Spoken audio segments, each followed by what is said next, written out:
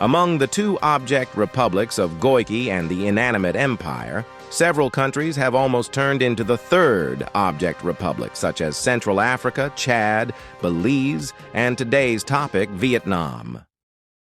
Vietnam was the closest contender to being the, quote, Third Goiky. How did this happen? Well, let's see why. First, colonialism.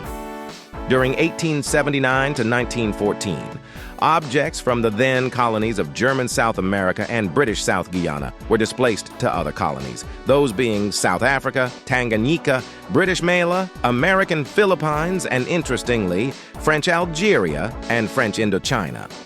But why did Germany also displace their objects to French colonies? Well, the German Empire displaced their objects to French colonies as well, wanting to put the burden on France.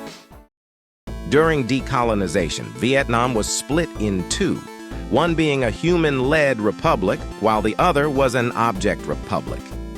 Vietnam would stay divided until the human-led government and object government fell to communism, both then seeking to reunify. But they couldn't agree on what to do, so on July 4th, 1968, both went to war. Initially, due to objects being more blendable into the environment, South Vietnam began pushes into North Vietnam. But then, China and the Soviet Union got involved with the Civil War and pushed back the objects all the way to what is today Ho Chi Minh City, surrendering and being absorbed into modern-day Vietnam. Now, you might be saying, wouldn't the two biggest communist powers not care who would win? Well, you see, this was in the 1960s. Most, if not all, people in the world were racist towards objects. When the Soviets and Chinese realized that the objects were pushing near the border, they decided to step in and crush them. Now, how did the objects almost win, and how do we make them win? As said earlier, objects blend into the environment because they are the environment. As with actually winning, most of the wins achieved by the South were because of this advantage. But how did the South actually fare compared to the North?